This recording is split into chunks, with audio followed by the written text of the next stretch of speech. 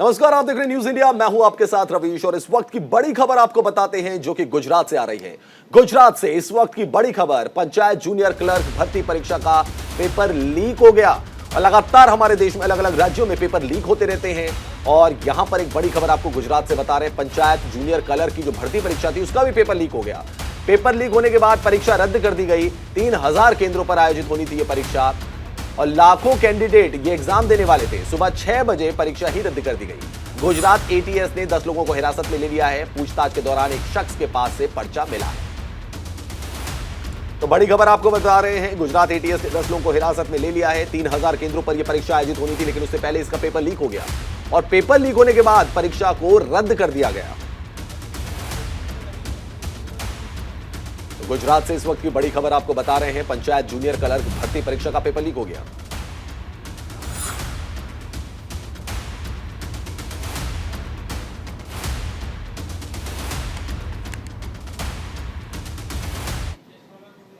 एक और बड़ी खबर आपको बता रहे हैं जो कि इसी से जुड़ी हुई है। गुजरात में पेपर लीक मामले पर केजरीवाल का बयान सामने आया है। दिल्ली के सीएम अरविंद केजरीवाल ने बीजेपी सरकार पर सवाल उठा दिए हैं।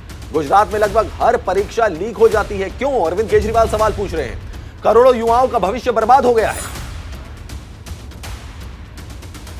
तो अरविंद केजरीवाल ने सवाल उठा दिए हैं। उन्होंने कहा कि गुजरात में लगभग हर परीक्षा का पेपर लीक क्यों हो जाता है। बड़ी खबर आपको बता रहे हैं, अरविंद केजरीवाल का ट्वीट, गुजरात में लगभग हर परीक्षा का पेपर लीक हो जाता है, आखिर क्यों? करोड़ों युवाओं का भविष्य बर्बाद हो गया है। अरविंद केजरीवाल सवाल पूछ रहे हैं। गुजरात में लगभग हर परीक्षा का पेपर लीक हो जाता है, क्यों हो जाता है ऐसा? अरविंद केजरीवाल पूछ रहे हैं। करोड़ों युवाओं का भविष्य बर्बाद हो गया है और गुजरात में लगभग हर परीक्षा लीक हो जाती है, आखिर ऐसा क्यों?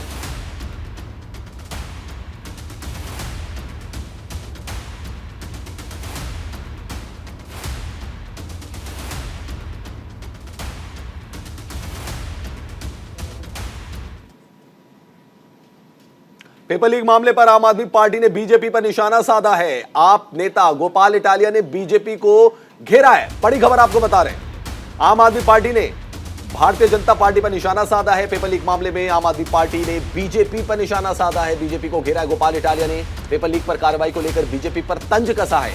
इटालिया ने कार्रवाई की बात को दिखावा बताया है। तो गोपाल इटालिया ने कहा है कि यह सब दिखावा है। चुनाव के वक्त वादे होते हैं लेकिन उसके बाद उन पर अमल नहीं होता है। गोपाल इटालिया, आम आदमी पार्टी के नेता, उन्होंने बीजेपी पर निशाना साधा है।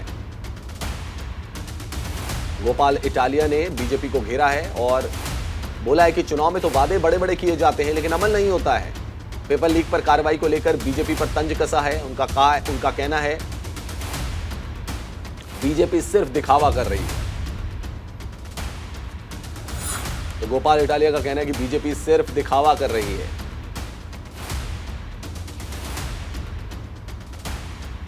पेपर लीक मामले पर आम आदमी पार्टी के नेता गोपाल इटालिया ने बीजेपी पर निशाना साधा है। अरविंद केजरीवाल भी यही कह रहे हैं कि हर परीक्षा का पेपर लीक क्यों हो जाता है। अरविंद केजरीवाल ने बाकायदा ट्वीट भी किया, हर परीक्षा का पेपर लीक क्यों हो जाता है और भविष्य के साथ खिलवाड़ किया जा रहा है युवाओं के, यह भी अरविंद केजरीवाल का कहना है। पेपर लीक मामले पर गोपाल इटालिया ने भी बीजेपी को घेरा है।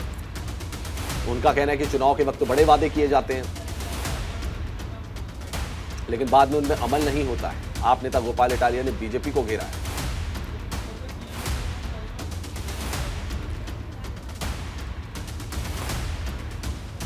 तो गुजरात में आम आदमी पार्टी के बड़े नेता हैं गोपाल इटालिया। उन्होंने बीजेपी की जो कार्रवाई की बात है उसको दिखावा करार दिया। गोपाल इटालिया का कहना है कि बीजेपी सिर्फ दिखावा कर रही है।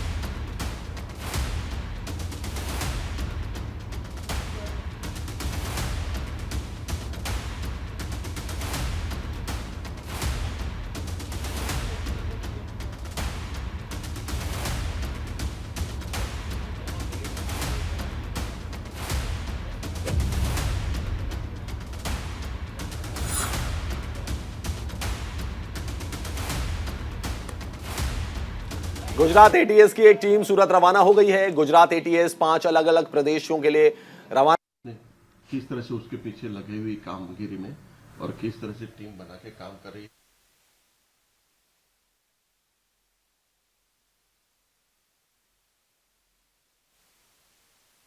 है। कि जो छात्रों का भविष्य है उसके साथ कोई तरह का खिलवाड़ नहीं होना चाहिए। एग्जाम एकदम फेयर तरीके से, ट्रांसपेरेंट तरीके से होनी चाहिए और इसके लिए पुलिस को एक प्रोएक्टिव अप्रोच के साथ में काम करना है। इस तरह के जो इंस्ट्रक्शंस हमें मिले थे उसके बाद से गुजरात एटीएस और गुजरात पुलिस पूरी प्रोएक्टिव अप्रोच के साथ में काम कर रही थी।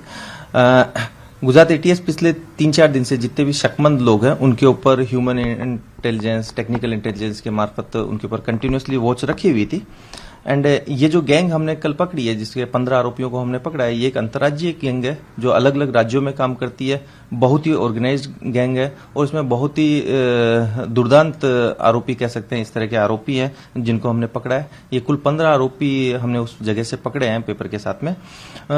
सरकार का बिल्कुल क्लियर मैंडेट था कि ये ट्रांसपेरेंट एग्जाम होनी चाहिए।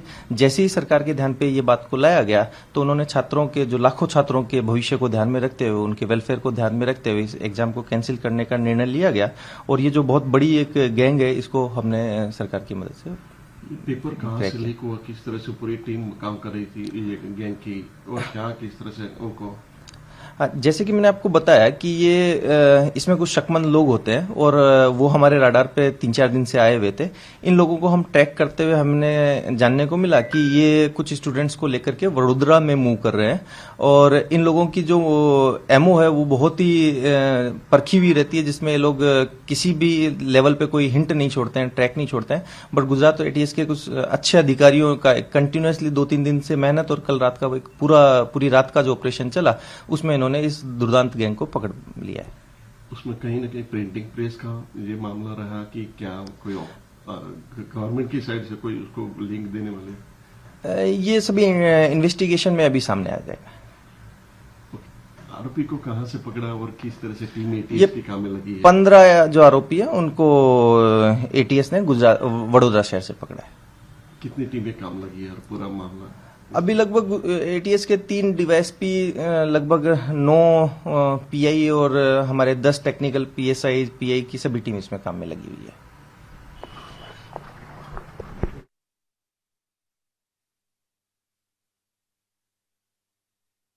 आज से फिर गुजरात में भरोसे की भाजपा सरकार ने युवाओं और उसके माता पिता का भरोसा तोड़ दिया। फिर से जूनियर क्लर्क का पेपर लीक हो गया। गुजरात में जितने पटाखे नहीं फूटते उतने पेपर फूटते हैं। जितने भी मर्जी चाहे चुनावों में भाजपा ने वादा किया हो, लेकिन एक पेपर ठीक से नहीं ले पाती है। और ये इसलिए नहीं ले पाती है क्योंकि बड़े बड़े भाजपा के नेता इस पेपर लीक कांड में जुड़े हुए होते हैं। एक पेपर लीक नहीं होता है, 12-12 पेपर है। इतनी सालों से तैयारी कर रहे हैं, इसका यही रिजल्ट आता है। एक एग्जाम लीक होते बिना नहीं रही है। खास करके आपकी सरकार से क्या मांगे, क्योंकि बार बार पेपर लीक होता है और कसूरवार के खिलाफ कोई भी कार्यवाही नहीं की जाती है, खाली 2-4 गिनत लोगों को विरुद्ध कार्यवाही की जाती है। क्या कहेंगे, क्या मांगे आपकी? मांग यही है कि अच्छी तरह से एग्जाम हो और स्टूडेंट का जो भावी भविष्य हो उसके साथ ये खिलवाड़ ना करे, यही मांग है हमारी। और इस बीच आपको बड़ा अपडेट बता रहे हैं, गुजरात एटीएस की एक टीम जो है वो सूरत रवाना कर दी गई है। बड़ी खबर आपको बता रहे हैं, गुजरात पेपर लीक मामले से जुड़ी हुई बड़ी खबर है। गुजरात एटीएस 5 अलग अलग प्रदेशों के लिए रवाना हो गई है। बड़ी खबर आपको बता रहे हैं, पेपर लीक में ओडिशा, तेलंगाना और बिहार के लोग जुड़े होने की आशंका जताई जा रही है। 15 लोगों को हिरासत में फिलहाल लिया गया है। अब तक 21 पर्चे लीक हो चुके हैं। बड़ी खबर आपको बता रहे हैं, गुजरात में पेपर लीक हो गया, जिसके बाद परीक्षा को रद्द कर दिया गया। पंचायत जूनियर क्लर्क की भर्ती परीक्षा का पेपर था जो लीक हो गया। गुजरात एटीएस अब 5 अलग अलग प्रदेशों के लिए रवाना हो गई है। जिग्नेश मेवानी, कांग्रेस के नेता, हमारे साथ फोन लाइन पर जुड़ गए हैं। जिग्नेश जी, बहुत स्वागत है आपका न्यूज इंडिया पर। जी धन्यवाद। क्या कहेंगे आप, बार बार गुजरात में पेपर लीक हो रहे हैं? ये बहुत ही अनफॉर्चुनेट है। ये केवल एग्जाम्स के पेपर नहीं, गुजरात के हजारों लाखों जो बेरोजगार युवा है, जो गुजरात का भविष्य, उनकी किस्मत फूट रही है। और एक के बाद एक करके पिछले 1.5-2 सालों के दौरान करीब करीब जो 7-8 पेपर लीक हुए और पिछले कुछ सालों का टोटल रिकॉर्ड निकाले तो करीब 20 से ज्यादा एग्जाम्स के पेपर लीक हुए। एक्टिविस्ट लोग, स्टूडेंट्स लीडर और बतौर विपक्ष लगातार गुजरात की विधानसभा में और सड़कों पर बार बार इस मुद्दे को उठाया। लेकिन पहले जो एग्जाम्स के पेपर लीक हुए वो किसके कहने पर, किसके इशारों पर हुए, उसकी प्रूफ, उसकी जांच कभी भी उसके लॉजिकल एंड तक नहीं पूछी। न चार्जशीट हुई, न ट्रायल चली, न कोई कन्विक्ट हुआ। उसी के कारण इन लोगों के हौसले बुलंद है। केवल फॉर्मेलिटी के लिए विपक्ष और मीडिया का जब तक प्रेशर रहता है तो एक लिपापोथी के लिए जांच होती है। जैसे कि आज एक फॉर्मेलिटी के लिए पुलिस की कुछ टीम अलग अलग प्रदेशों में गई है, लेकिन जो नॉन करप्ट, ऑनेस्ट, इंटीग्रिटी वाले ऑफिसर्स की एसआईटी का गठन करके 6 महीने में तमाम एग्जाम्स के जिले पेपर लीक के लिए जो भी रिस्पॉन्सिबल है उन सभी को जेल के पीछे डालेंगे। इस बात के लिए गुजरात की सरकार तैयार नहीं। मतलब ये पुलिस की जांच का भी एक दिखावा है। और मैं जगदीश जी, मानता क्या हूं लगता है क्यों ऐसा हो रहा है बार बार? क्या प्रदेश सरकार नाकाम साबित हो रही है इसको रोकने में? इतनी पावरफुल गवर्नमेंट। फेल्योर को भी हम समझ सकते हैं। आप कभी अटेम्प्ट करो किसी चीज में और फेल हो सकते हो, लेकिन इसमें मामला केवल नाकामी का नहीं। गांधीनगर में बैठे हुए, कमलम में बैठे हुए कुछ लोग इस पूरी गेम को डिजाइन किए हैं। इसके पीछे लाखों करोड़ों का खेल है। भाजपा के साथ जुड़े हुए स्टूडेंट्स को लेना, उनको एग्जाम्स के पेपर एडवांस में प्रोवाइड करना, ये मेरा डाउट है, ये मैं खुलकर कह रहा हूँ। वरना एक एग्जाम का पेपर लीक हो सकता है, 2 हो सकता है, लेकिन 15-20 एग्जाम्स का पेपर लीक हो, उसके पीछे का सूत्रधार कभी पकड़ा ही न जाए। जिग्नेश, बहुत शुक्रिया आपका तमाम बातचीत करने के लिए हमसे। जिग्नेश मेवानी हमारे साथ जुड़े हुए थे। गोपाल इटालिया हमारे साथ जुड़ गए, आम आदमी पार्टी के नेता। गोपाल, एक और पेपर लीक हो गया गुजरात में। तो बस यही है गुजरात का हाल, एक और हो गया। बताओ, बार बार होता है, एक बार और हो गया। जैसे कि लगता है कि अब इसमें नया कुछ है ही नहीं। हर बार ये होता है, एग्जाम्स आती है। अभी देखो क्या संयोग बना है कि कल ही प्रधानमंत्री जी ने परीक्षा पे चर्चा किया और गुजरात में बीजेपी वालों ने परीक्षा का पेपर फोड़ दिया। तो ये संयोग माने या ये क्या माने इसको? तो हम तो अभी तो ये हालत है हमारी गुजरात में लोगों की कि अब तो शर्म भी नहीं आ रही इन लोगों के। तरस आ रहा है कि क्या करे। और गोपाल, क्या वजह आपको लगती है बार बार पेपर लीक हो जाता है? साठगांठ है कुछ क्या सरकार के साथ? क्या लगता है इसमें बीजेपी के कुछ माफिया मिले हुए मुझे लगते हैं। मैं बताऊं, ये एग्जाम जो इससे पहले भी काफी एग्जाम्स कैंसिल हो चुके हैं और एग्जाम लेने के लिए 2 बोर्ड है, पंचायत पसंदगी बोर्ड है और एक सबऑर्डिनेट सर्विस बोर्ड है। उन दोनों बोर्ड के सारे मेंबर जो बीजेपी के पदाधिकारी है। अब इतना सीरियस बोर्ड जो है, रिक्रूटमेंट बोर्ड है, उसके मेंबर किसी बीजेपी के आदमी को क्यों बनाया आपने? रिटायर्ड जस्टिस को बना देते, किसी एक्स ब्यूरोक्रेट को बना देते, समाज के किसी अच्छे आदमी को बना देते।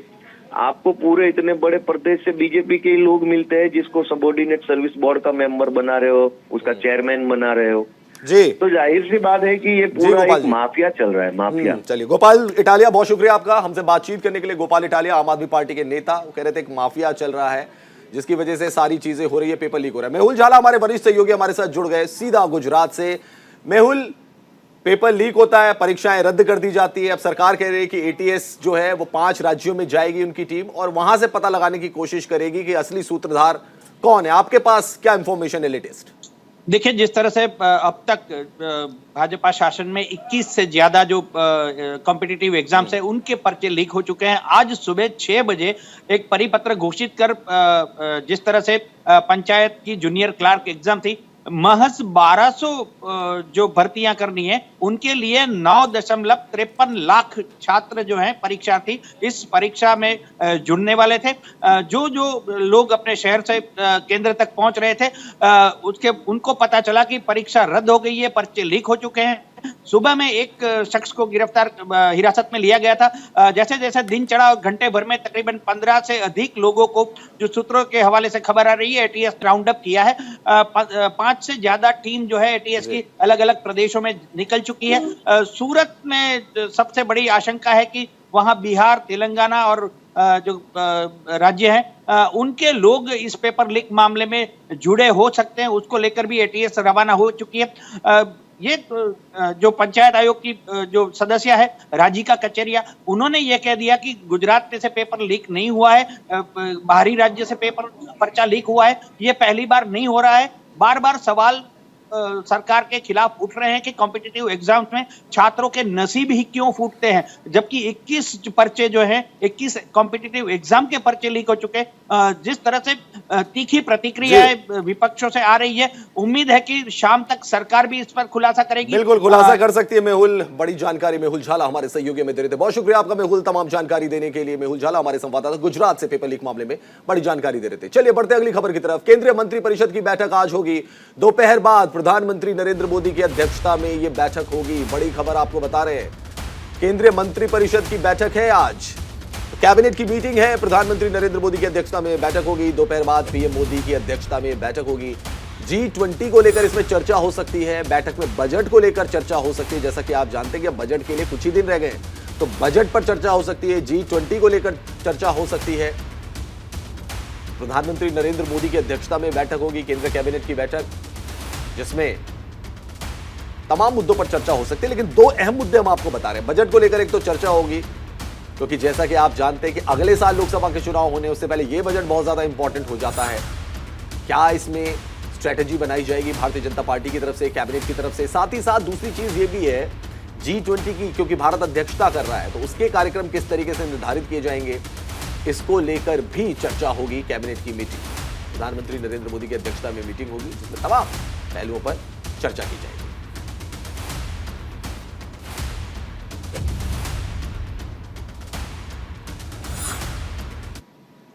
और अब बड़ी खबर भारत जोड़ो यात्रा से जुड़ी हुई। आज लाल चौक पर तिरंगा फहराएंगे राहुल गांधी। बड़ी खबर आपको बता रहे हैं, कांग्रेस के पूर्व अध्यक्ष राहुल गांधी आज श्रीनगर में तिरंगा फहराएंगे। लाल चौक पर तिरंगा फहराएंगे राहुल गांधी। आज दोपहर 12 बजे तिरंगा फहराएंगे राहुल गांधी। बड़ी खबर आपको बता रहे हैं, 12 बजे राहुल गांधी तिरंगा फहरा रहे हैं श्रीनगर की लाल चौक में।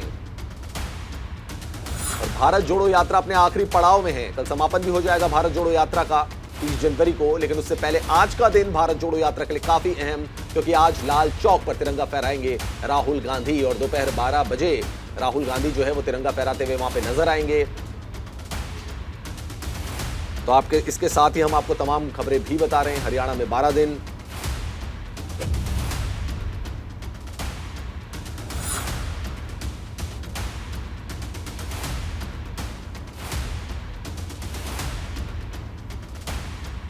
पंजाब में 11 दिन भारत जोड़ो यात्रा रही। तमाम हम आपको फैक्ट्स बता रहे हैं भारत जोड़ो यात्रा से जुड़े हुए। आज दोपहर 12 बजे तिरंगा फहराएंगे राहुल गांधी। हिमाचल प्रदेश में एक दिन रही थी भारत जोड़ो यात्रा, आखिरी पड़ाव पर है। 12 बजे राहुल गांधी, कांग्रेस के पूर्व अध्यक्ष, श्रीनगर के लाल चौक में तिरंगा फहराएंगे। हमने देखा था यात्रा में महबूबा मुफ्ती जुड़ी थी, उससे पहले उमर अब्दुल्ला जुड़े थे, और उमर अब्दुल्ला ने यहां तक कहा था कि भारत जोड़ो यात्रा को अच्छा खासा रिस्पॉन्स मिल रहा है।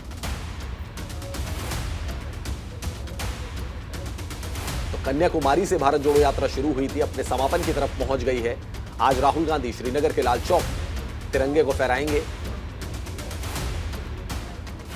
और कल बताया जा रहा है कि भारत जोड़ो यात्रा का समापन कर दिया जाएगा। एक लंबी यात्रा, 3500 किलोमीटर की यह यात्रा से पैदल राहुल गांधी ने तय किया। तो बड़ी खबर, दोपहर 12 बजे श्रीनगर के लाल चौक में तिरंगा फहराएंगे राहुल गांधी। खबर हम आपको दे रहे हैं। और आज लाल चौक पर तिरंगा फहराने वाले हैं राहुल गांधी। उत्तर प्रदेश में 5 दिन भारत यात्रा रही, पंजाब में 11 दिन रही। इसके अलावा हम आपको बता दें, कन्याकुमारी से शुरू हुई थी, हिमाचल प्रदेश में एक दिन रही। कन्याकुमारी से यात्रा शुरू हुई थी, 3500 किलोमीटर का सफर भारत जोड़ो यात्रा ने तय किया। आज अहम पड़ाव है, कल समापन होगा भारत जोड़ो यात्रा का। राहुल गांधी आज श्रीनगर के लाल चौक में तिरंगा फहराएंगे।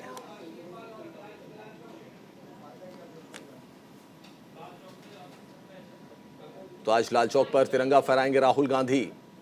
कल भी हमने तस्वीरें देखी थी, तमाम जो जम्मू कश्मीर के नेता हैं वो राहुल गांधी की इस भारत जोड़ो यात्रा में जुड़े। आखिरी पड़ाव, क्योंकि JNK में उमर अब्दुल्ला जुड़े थे, महबूबा मुफ्ती जुड़ी, और तमाम जो नेता है कश्मीर के, उन्होंने तारीफ की भारत जोड़ो यात्रा की।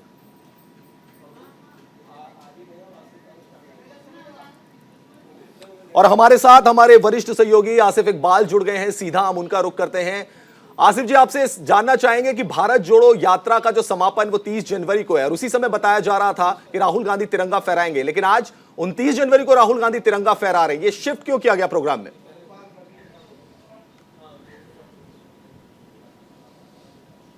बिल्कुल रमेश, देखिए जिस तरह से आपने भी बहुत बारीकी से तमाम भारत जोड़ो यात्रा को शुरू से लेकर अभी तक देखा है, मॉनिटर किया है, मैं आपको बताऊं कि सबसे पहले ग्राउंड जीरो पर पहुंचने वाली टीम है न्यूज़ इंडिया की टीम। और न्यूज़ इंडिया देखिए इस वक्त सीधे लाल चौक पे खड़ी है और साफ तौर पे ये आप देख सकते हैं कि ये यहाँ का नज़ारा है जो सबसे एक्सक्लूसिव विजुअल आपको दिखाई पड़ रहे होंगे। आप साफ तौर पर आपने देखा कि किस तरीके से ये हम वहाँ हैं जहाँ पे ग्राउंड जीरो पे अभी तक फिलहाल कोई टीम नज़र नहीं आ रही है। और साफ तौर पर हम लोग यहाँ दिखाने की कोशिश कर रहे हैं कैसे राहुल गांधी का ये आदमकद, ये आप पोस्टर देख सकते हैं कि किस तरीके से राहुल गांधी के लिए यहाँ तैयारियां की गई हैं।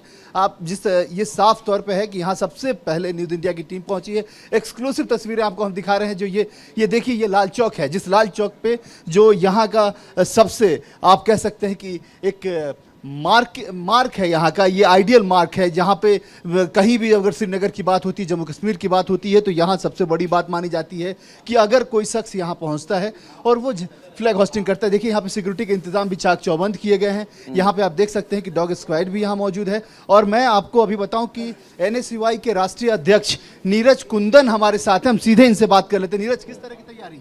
देखिए, तैयारी आप लोगों के सामने है और ये ऐतिहासिक यात्रा का आज जो है समापन होने जा रहा है और ये इतिहास में सुनहरे अक्षरों में लिखा जाएगा कि राहुल गांधी जी कन्याकुमारी से लेके जम्मू कश्मीर तक जो है पैदल मार्च किया था। और तब पैदल मार्च किया था जब अराजकता जो है इस देश में 7वें आसमान पे थी। आप यूथ को जोड़ने का सबसे बड़ा एक काम करते हैं, NSUI के राष्ट्रीय अध्यक्ष है। जिस तरीके से तमाम का हमने देखा यात्राओं में, खास तौर पे जिस तरह सिक्योरिटी को लेकर बार बार कहा जाता था कि लोग जो हैं आपके यूथ वर्कर जो हैं वो उनको सिक्योर कर रहे थे, तो उसको लेते हुए आज यहाँ पे सिक्योरिटी की बात की जाए, अगर तमाम तरह की एहतियात की बात की जाए, तो किस तरह की तैयारियाँ आप लोगों ने कर रखी हैं? देखिए, हमारी तैयारियाँ बिल्कुल अच्छी हैं और तैयारियों से ज़्यादा हमारे उत्साह जो है वो हमारे कार्यकर्ताओं में हो। और कार्यकर्ताओं को छोड़ के जो आम लोगों में जो उत्साह अगर आपने देखा हो तो वो मतलब लाजवाब है। और क्यों? इसलिए है क्योंकि राहुल जी ने ये जो यात्रा की है, पैदल यात्रा की है, ये कोई अपने मुद्दों के लिए नहीं की है कि मेरे लोन माफ़ करो, कि मेरी सिक्योरिटी बढ़ाओ, मेरे को रोज़गार दो। उन्होंने ये यात्रा की है कि इस देश में जो करोड़ों बेरोज़गार युवा हैं उनको रोज़गार दिया जाए। इस देश में जो नफ़रत की राजनीति फैलाई जा रही है, जो सोची समझी चाल के तहत फैलाई जा रही है, ताकि जो अहम मुद्दे हैं, चाहे महंगाई का मुद्दा हो, बेरोजगारी का मुद्दा हो, उनसे ध्यान भटकाने के लिए जो किया जा रहा है, तो इसके लिए ये यात्रा जो है वो ये हमारे एंकर हैं, वो रवीश बिस्ट हैं, सीनियर एंकर हैं हमारे, उन्होंने ये पूछा कि ये ऐसा क्यों कि पहले 30 तारीख को कार्यक्रम था कि 30 तारीख को फ्लैग होस्टिंग यहाँ करेंगे, अब 29 तारीख हो गया, तो क्या कुछ कार्यक्रम में बदलाव हुआ है या फिर पहले से ही ये निर्धारित था जो कम्युनिकेट? देखिए, पहले से यात्रा का समापन का जो तिरंगे का कार्यक्रम था वो आज का ही था। 30 तारीख का जो कल का कार्यक्रम है उसमें अगर आपने देखा, वो स्टेडियम में एक कार्यक्रम होगा जिसमें राहुल जी जो है संबोधित करेंगे सबको। तो ये तस्वीरें हम आपको दिखा रहे हैं, भारत जोड़ो यात्रा की तस्वीरें आप यहाँ पे देख सकते हैं। प्रियंका गांधी वाड्रा को भी आप इन तस्वीरों में देख सकते हैं। लाल चौक पर आज तिरंगा फहराएंगे राहुल गांधी। जी हां, 12 बजे तिरंगा फहराएंगे राहुल गांधी। और हमने आपको ये तस्वीरें भी दिखाई, लाइव कवरेज भी हम आपको दिखा रहे हैं ग्राउंड जीरो से, जहां लाल चौक में राहुल गांधी पहुंचेंगे। 12 बजे तिरंगा वहां पे फहराएंगे। जम्मू कश्मीर की अगर बात की जाए भारत जोड़ो यात्रा की, तो महबूबा मुफ्ती जुड़ी राहुल गांधी के साथ, उमर अब्दुल्ला राहुल गांधी के साथ जुड़े। उन्होंने ये कहा कि अच्छा रिस्पॉन्स मिला है। हम थोड़ी देर पहले लोगों को सुन रहे थे, कांग्रेस के कार्यकर्ताओं को सुन रहे थे, समर्थकों को सुन रहे थे। उनका यह कहना है कि नफरत के खिलाफ ये भारत जोड़ो यात्रा थी जिसका समापन होने जा रहा है अब। और यहां पर हम आपको बता दें कि 12 बजे राहुल गांधी तिरंगा फहराएंगे, लाल चौक पर पहुंचेंगे राहुल गांधी। ये तस्वीरें भी आप देख सकते हैं। यहां पे ठंड भी इस वक्त काफी पड़ रही है वहां पर, और उस ठंड से जूझते हुए, क्योंकि राहुल गांधी से बार बार उनकी टी शर्ट को लेकर सवाल पूछा गया था, लेकिन जब जम्मू कश्मीर में राहुल गांधी आए थे, उन्होंने जैकेट भी, हाफ जैकेट भी पहनते हुए वो नजर आए वहां पे राहुल गांधी। तो कांग्रेस कार्यकर्ता और जो कांग्रेस समर्थक हैं, उनका यही कहना है कि ये यात्रा काफी कामयाब रही है। राहुल गांधी के दृष्टिकोण से बात की जाए, उनका कहना है कि ये राहुल गांधी के लिए एक पर्सनल यात्रा नहीं थी, ये देश के लिए उन्होंने ये भारत जोड़ो यात्रा चलाई थी कन्याकुमारी से श्रीनगर में, जिसका समापन होगा। और कांग्रेस के समर्थक यही मान रहे हैं कि नफरत के खिलाफ ये राहुल गांधी की यात्रा थी, ये कोई उनकी पर्सनल यात्रा नहीं थी। इसलिए जो भी दूसरे दल हैं जो आरोप लगा रहे हैं राहुल गांधी के ऊपर, उनका कहना है कि राहुल गांधी की इमेज मेकिंग यात्रा नहीं थी, ये भारत को जोड़ने की यात्रा थी, नफरत के खिलाफ राहुल गांधी की यात्रा थी। साथ ही साथ आपको यह भी बता दें, कल भी राहुल गांधी का कार्यक्रम रहेगा, इसके बारे में भी जानकारी मिल रही है आज, क्योंकि राहुल गांधी आज तिरंगा फहराने वाले हैं। 29 जनवरी का आज दिन है, संडे का दिन है।